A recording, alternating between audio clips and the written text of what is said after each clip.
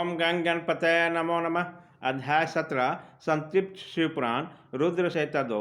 सती को शिव से वर की प्राप्ति तथा भगवान शिव को ब्रह्मा जी को दक्ष के पास भेजकर सती का वरण करना। ब्रह्मा जी कहते हैं, मुने, उधर सती ने आश्विन मास के शुक्ल पक्ष की अष्टमी तिथि को उपवास करके भक्ति भाव से सर्वेश्वर शिव का पूजन किया। इस प्रकार नंदा व्रत पूर्ण करते हुए नौमी तिथि को जिसमें ध्यानमग्न हुई सती को भगवान शिव ने प्रत्यक्ष दर्शन दिया। उनके श्री विग्रह सर्वांग सुंदर एवं गौण वर्ण था। उनके 5 मुख थे और प्रत्येक मुख में 3-3 नेत्र थे। भाल देश में चंद्रमा शोभा दे रहा था। उसका चित्त प्रसन्न था और कंठ में नील चिन्ह दृष्टि गोचर होता था। उनकी 4 भुजाएं थीं। उनके हाथों में त्रिशूल, ब्रह्मकपाल, वर तथा अभय धारण कर रखे थे। भस्मय अंगराज से उनका सारा शरीर उद्भासित हो रहा था। गंगा जी उनके मस्तक पर शोभा बढ़ा रही थी। उनके सभी अंग बड़े मनोहर थे। वह महान लावण्य के धाम जान पड़ते थे। उनका मुख करोड़ों चंद्रमाओं के समान प्रकाशमान एवं आह्लादजनक थे। उनकी अंग कांति करोड़ों कामदेवों को तिरस्कृत कर रही थी तथा उसकी आकृति से स्त्रियों के लिए सर्वथा ही प्रिय थे। सती ने ऐसे सौंदर्य माधुर्य से युक्त प्रभु महादेव के प्रत्यक्ष देखकर उनके चरणों की वंदना की और उसी समय उनका मुख लज्जा से झुका हुआ था। तपस्या के पुंज के फल प्रदान करने के वाले महादेव जी ने उनके लिए कठोर व्रत धारण करने वाले सती को पत्नी बनाने की प्राप्त करने की इच्छा रखते हुए उससे इस प्रकार बोले।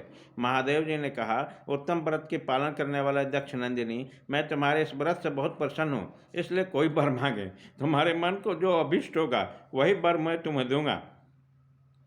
ब्रह्मा जी कहते हैं, मुने, जगदीश्वर महादेव जी यद्यपि सती के मन भाव को जानते थे तो भी उनकी बात सुनने के लिए बोले, कोई वर मांगो। परंतु सती लज्जा का अधीन हो गई, इसलिए उनके हृदय में जो बात थी वह स्पष्ट शब्दों में कह न सके।